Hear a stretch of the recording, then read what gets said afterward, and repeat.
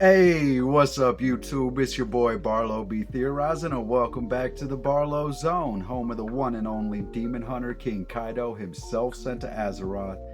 How's everybody doing today? I hope y'all having an amazing day, because man, scanlations dropped. Now, just in case somebody's here by chance, they're not familiar with the channel and the fact that I do my reviews the day that the scanlation comes out. Well, I guess not really reviews, but reactions. If you'd rather wait for the official, please do. Feel free to take off now. I'm going to be discussing some of the points I found really interesting about Chapter 1161 of One Piece. If you are still interested in my thoughts, feel free to come back Sunday after the official release on Shonen Jump app, or if you get the magazine, hey, more power to you. But as I usually do, I wanted to do a reaction video. I do kind of have a theory to present to y'all. Nothing too big. Just mainly like I've been doing. Once the chapters drop, I've had a chance to read it, look over the panels a few times, really get a feel for what's going on. I'd like to stop in here, give my reaction to what's going on, because now I've been noticing with the flashback specifically, I've been getting some pretty decent theory crafting information to work around. So I do want to just go over a couple points. Now, you guys might notice I'm trying a different note-taking system here. I was really hating looking down like this all the time at my notes in my computer. I could see the reflection in my glasses. So I'm going to give the old legal notepad a try, see how this does. You guys let me know if it's a little more convenient watch for you. But I'd like to start because this week we got some a little unique, right? It's not often we get a color spread and a cover story in the same chapter. Now, the cover story was really cool, even just at the general sense of what it is. Momo, Kinemon, and Yamato going to the Shrine of Odin to pay their respects. That's beautiful. But like, we find out that it's not just a shrine for Odin. Like, he's kind of like the Talos figure. He's almost been deified on Wano, right? Because of what he did for the country. So we can almost look at this like a shrine of Talos, right? But, Odin wasn't as selfish as Talos. He's like, Odin wouldn't have had any problem with sharing his shrine with his friends and other people who also helped him accomplish the goal, right? So, like, that was really cool. Just getting to see the three big ones go back and pay their respects to the man who made the biggest difference in all three of their lives, right? Like, that was beautiful. But I enjoyed the ever-loving stuffing out of this week's color spread, man. Like, that was beautiful. That's art. Like, it reminds you that Oda's not just an amazing storyteller, right? Like, dude's been telling the story for 28 years, keeping people invested. That's confirmation of his storytelling abilities, but dude is an artist. Like, the definition of peak mangaka. Dude can tell a story and draw beautiful, compelling artwork. But there were a few things I really enjoyed out of this cover story, right? Like, namely getting to see Gaimon again. Like, that was cool, dude. I know he's just kind of a one-off side character, one of those fan favorites that we kind of assume is probably never going to be coming back, but we all would really love to see him come back, right? So I really, really enjoyed seeing that there, especially with that tagline in the color spread about, I can't remember verbatim what it was, but basically coming down to what you hold in your heart is your treasure, right? And seeing Gaimon there with Luffy is like, yeah, you know what? That may have been 1,000 chapters ago, but little Fro homie in the treasure chest made an impact on our boy, and he's held on to that, right?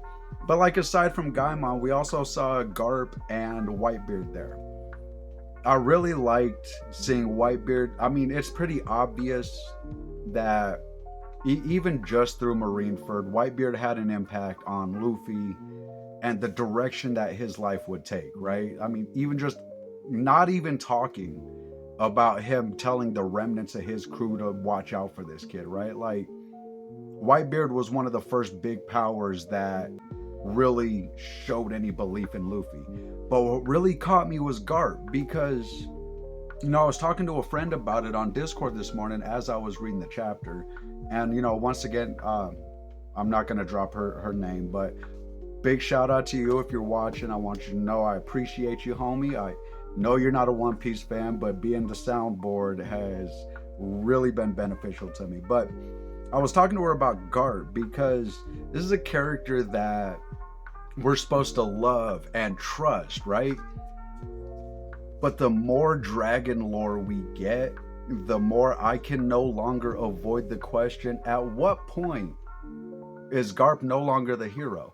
Because, what was it, in chapter 1158, I believe, a few chapters ago, we got that scene when all the Marines were landing on God Valley, and Dragon was kind of questioning authority, right? Like, he wanted to know why. And his commanding officer told the senior commanding officer, like, hey, please forgive him. He was raised without much discipline. Seeming to imply, as I pointed out in my discussion video for that chapter, that Garp kind of raised Dragon with that TLC, right? That tender, loving care. Like, he was a good dad, or a caring dad.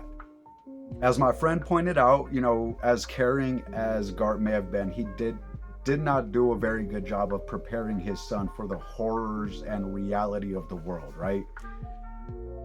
But seeing that Luffy still hangs on to that there's no ill will, there's no hard feelings, or if there is, Luffy's willing to get past that, and the fact that Garp played a part in Ace's death. So it was kind of cool seeing that Luffy's still holding on to that. It's kind of like, I don't know, to me, I guess, let me know if you guys feel the same way, but to me, it's like Oda's realizing, I may have oversold Garp, but I don't want my fans to give up on him. I don't want them to start thinking he's a bad guy. I don't want them to start thinking he's going to side with the world government. He's still on our side. He's just a flawed man. And I find that much more compelling, just personally, than the hero of Marines, the legendary Fist. Like, hey man, anybody can have a flash in the pan moment of glory, right? It takes someone special to have a flash in the pan life. And that's kind of the difference between Luffy and Garp, right? Luffy's never stopped making moves. We kind of got insinuation, I believe it was 1156, near the beginning of the flashback, when Garp and Sengoku and I always forget her name, but they were all sitting there talking to Kong, right? And Garp casually mentions, oh, we should recruit them. I could really use that kind of power. When they were talking about the potential for the Giants joining the world government. So kind of implying that Garp has a plan that he's trying to initiate from within the world government, or at least within the Marines. It just, to me, at what point do we got to start questioning him as this almost deific figure in the story that we've been led to believe up till this point? Basically, long story short, I'm starting to see cracks in the armor that is the man that we've been told Garp is. He's a very flawed man, and he seems to have a tendency to swing wildly from one extreme to another. You raise your son with tender, loving care. Your son rebels against the world government, puts your job in danger, leaves his son with you.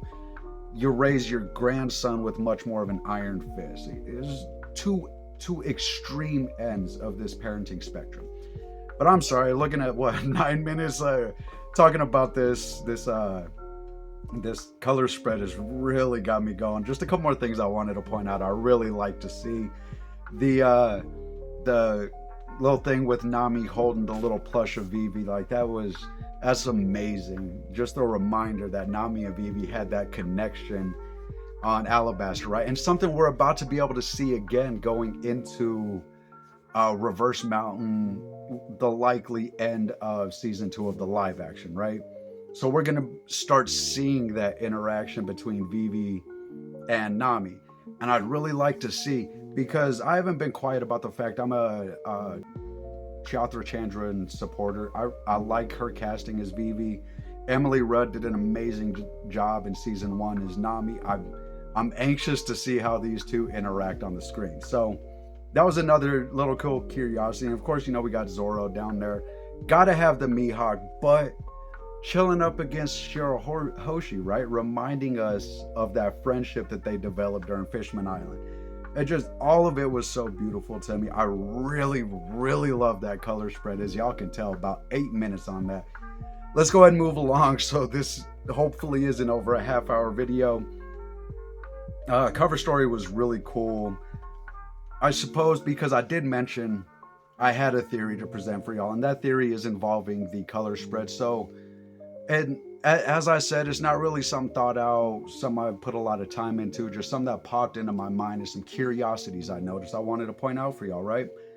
In the color spread, we see Usopp chilling at a claw machine, kind of really intently focused. Robin sitting there or standing there next to him, looking kind of worried. A cool little bit, you had Brooke playing the claw in the claw machine, right? But Chopper is inside the claw machine. Now, why did this create a theory for me? Because if we take a look at some of the other toys around Chopper, what we got Clover, we got Saturn, we got Kureha. These are characters that are dead. Now, admittedly, I did also see what looked to be a little plushie of Zeph, and Zeph's not dead. As far as we know, Baratier is still out there. So, glimmer of hope.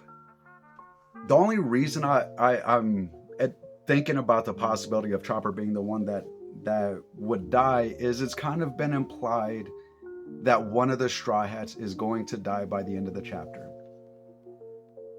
And this, I don't know. As I said, I'm going to put some more time into that, really, really think on it. You guys might see me back here in a couple of days with a proper theory video about that. But, that was just a little curiosity I noticed looking at that color spread, because, man, I spent time looking at it. Moving along, though, the next thing I noticed at the beginning of the chapter, we met, what was it, Saint Maffey Satchel? I don't know. How are you guys pronouncing that? The translation I read had it as Maffey, which, I don't know, kind of sounds like Maffey in my brain. But hey, whatever, however you pronounce her name, not the point. What caught my attention was that beam attack she did, right? Like very reminiscent of Kaido.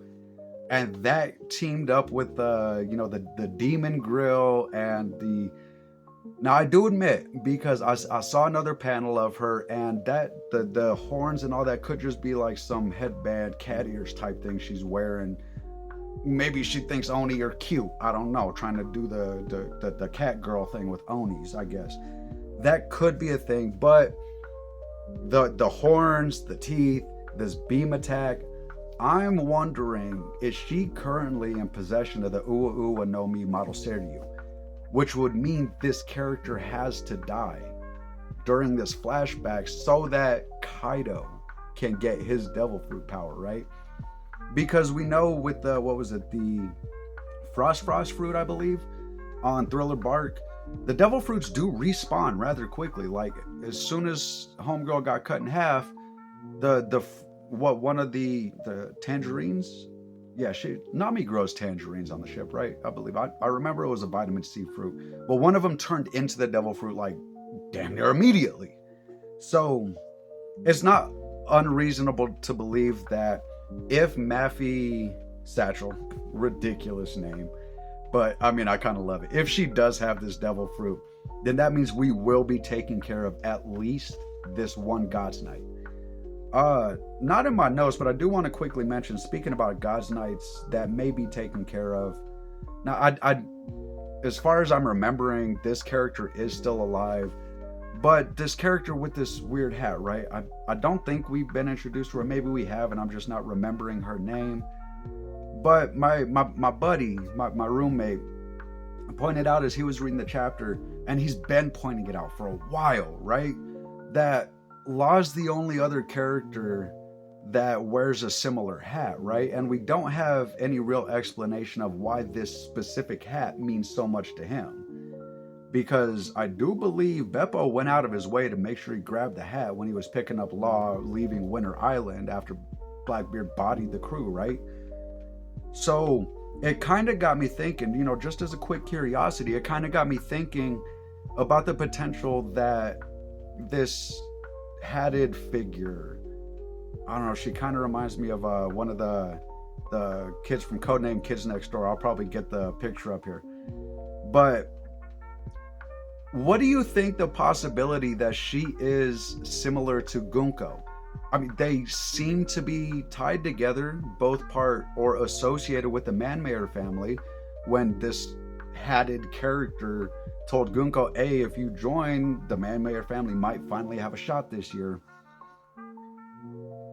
And the seeming connection between Gunko and Brook, it kind of alludes to, actually, I think even the Figureland family are outcasts as far as the Celestial Dragons as well, right?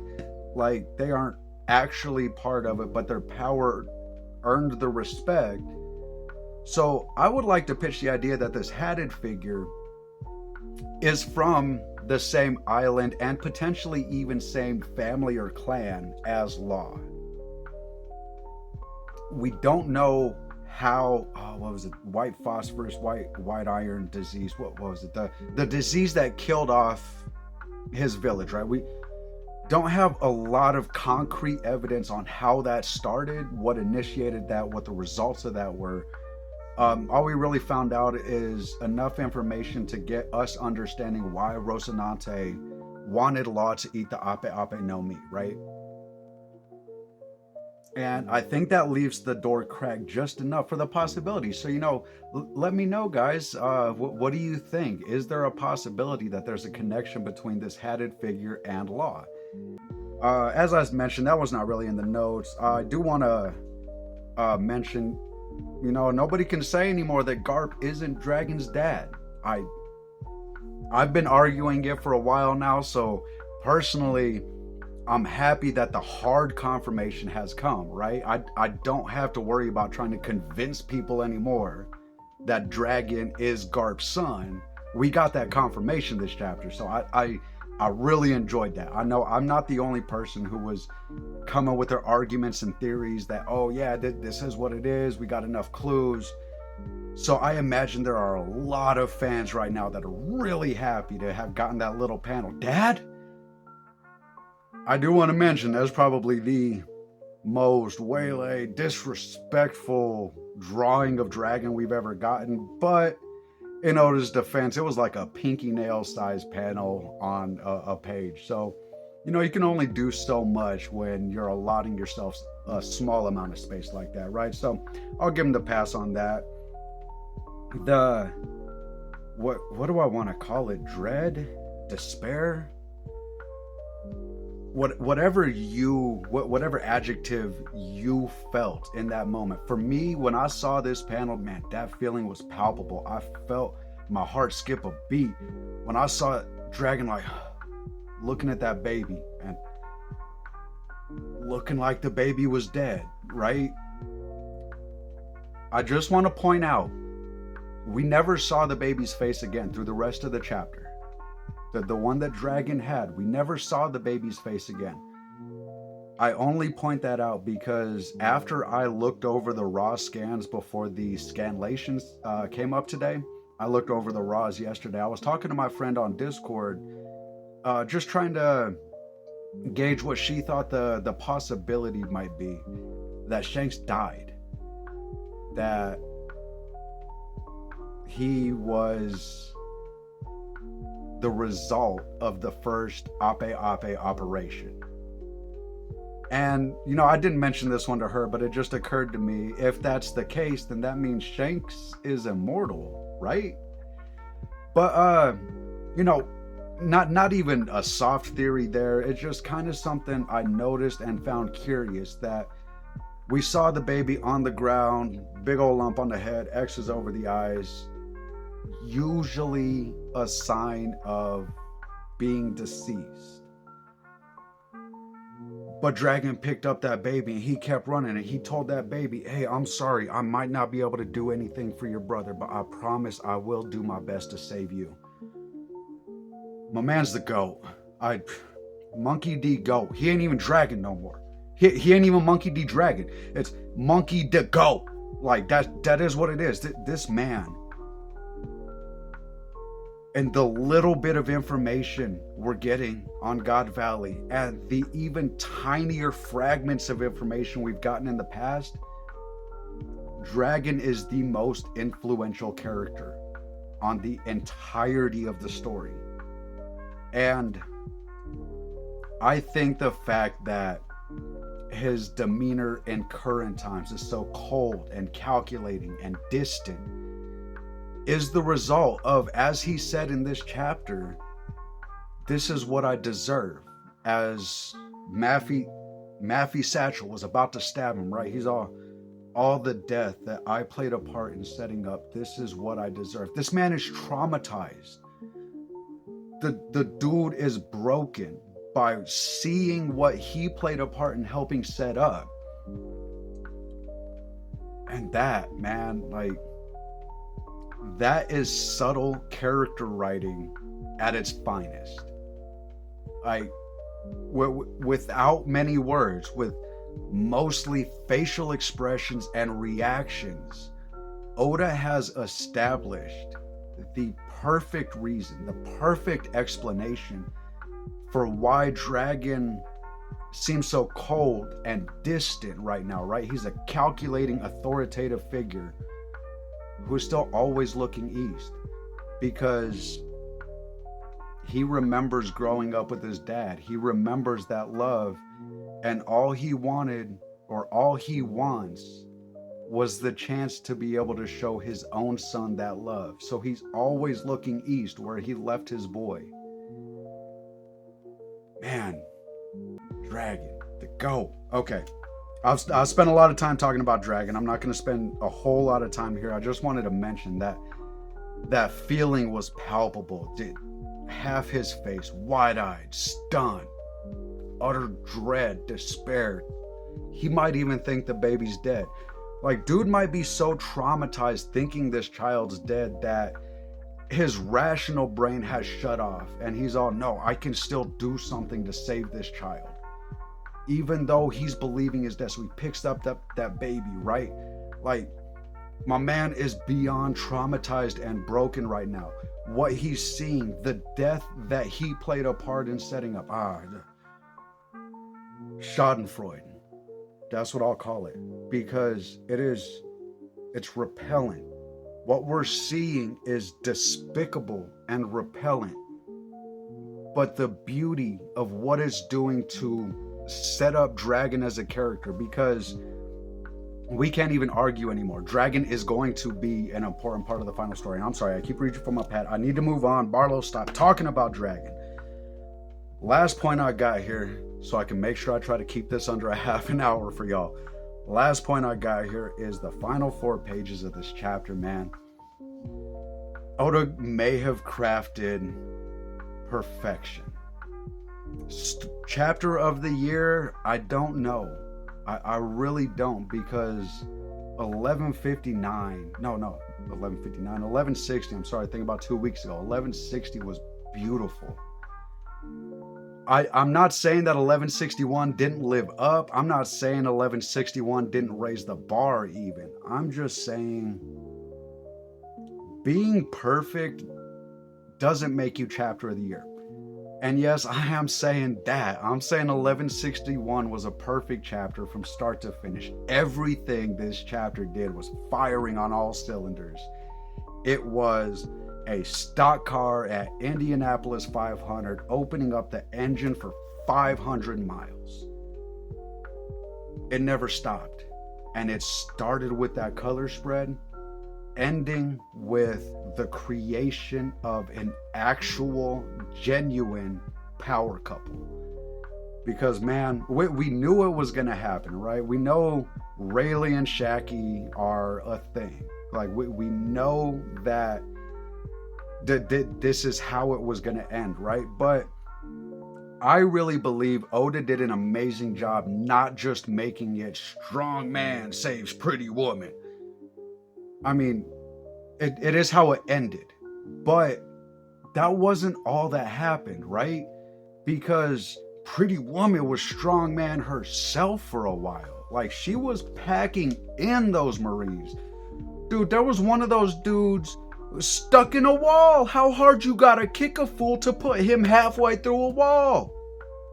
Man, last time I saw that was Black Beetle on Young Justice.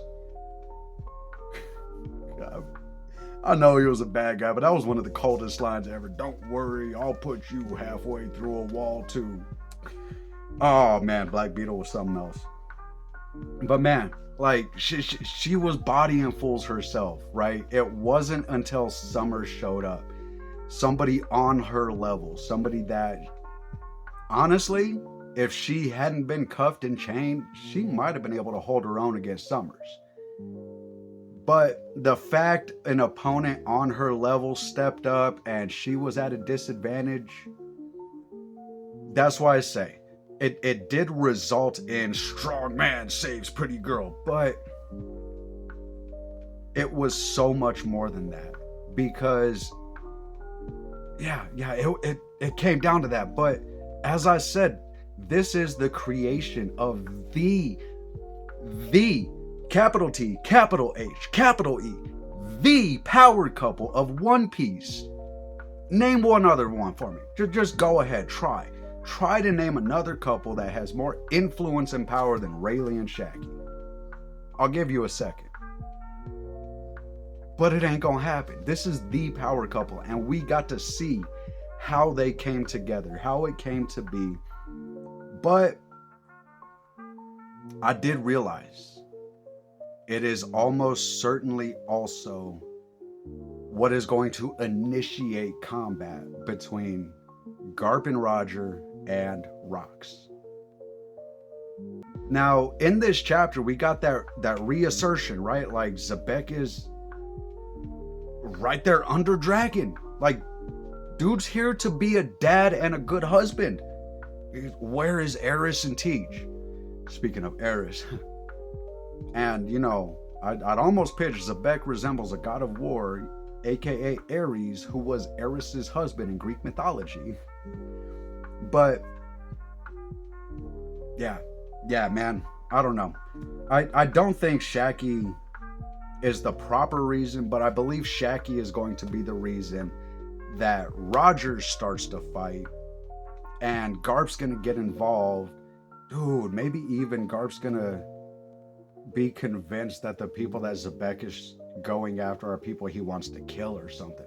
Like, the more I think about it, the more I worry that the clash between Garp and Rogers and Zebek comes down to a misunderstanding that killed off somebody who could have had more of an impact on the future and outcome of the story.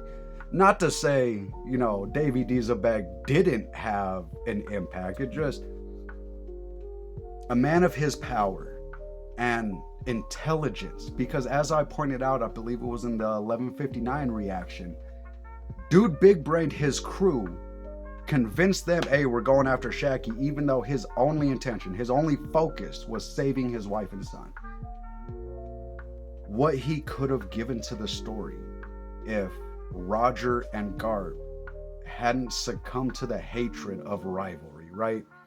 But anyway, you know, these were just some of my takeaways. I'd love to hear what you guys thought. If you read the early scanlations, did you read a different translation of the scanlations than I did that may have more insight into some of these points? Feel free to let me know in the comments. As always, if a YouTube comment isn't enough for you, fam, feel free to reach out to me on the socials, X and Tumblr, or drop into the Discord community, the Barlow Zone. And, you know, we might even end up talking Marvel, DC, Kaiju verse, Fallout. Man, I got it set up to be Nerd Haven for Theory Paradise. Feel free to drop in. You know, if a YouTube comment isn't enough, you can catch me there or on the socials, Barlow Be Theorizing. As always, I'll make sure to have links to all that in the description below. And I hope you all have a beautiful day. Much love, friends.